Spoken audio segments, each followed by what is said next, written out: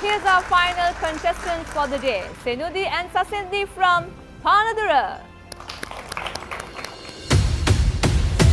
Hi, මගේ නම සෙන්ඩි. මේ ඉන්නේ මගේ නංගි නිහින්සා. ඉතින් අපි ආවේ පානදුරේ ඉඳන්. අපි ෆස්ට් ඔඩිෂන් එකේ සිං කරේ රාමාට මාස්ටර් එකේ ගීතය. Ravana. For the day, Senudi and Sasindi from Panadura.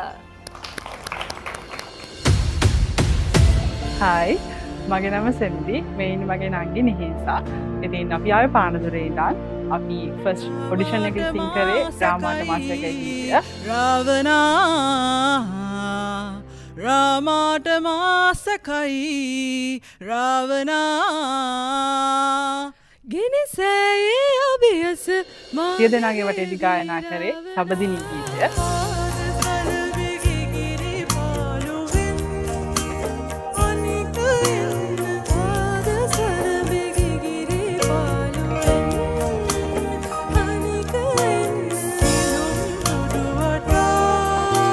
අද අපි ගායනා කරන්නේ ඉන්නේ සප්තකන්‍යා චිත්‍රපටයේ දුවවෙලෙන් වස්තුන්තවලා ගීතය. අද අපි හොඳ තරගයක් දෙන්න බලාපොරොත්තු වෙනවා.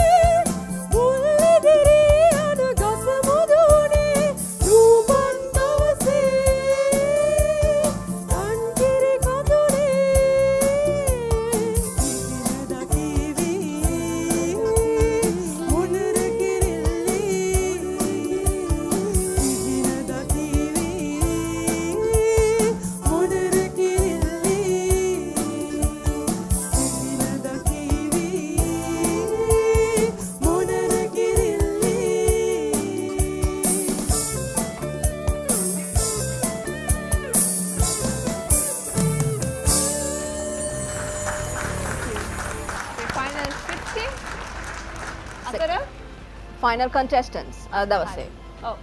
Sisters from Panadura. What is transformation නේද? ඔව් නේද? Last time ඉඳන් මේ වෙනකොට ඒ කියන්නේ tie එකෙන් choice of song මේ හැම දෙයකම ලොකු transformation එකක් තියෙනවා. කාගේද idea එක?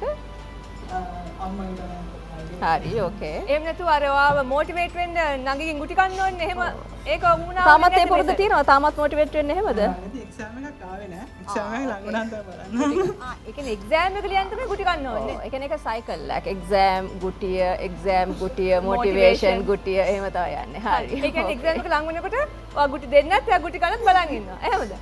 හොඳයි. ඉතින් අද මේ ස්ටේජ් එකේ ෆයිනල් පර්ෆෝමන්ස් එක අකගේ නංගිගේ මම හිතනවා අපේ ජජස්ලා බලාගෙන ඉන්නවයි කියලා කමෙන්ට්ස් දෙන්න. ඉරෝෂි අපි Exactly. Okay.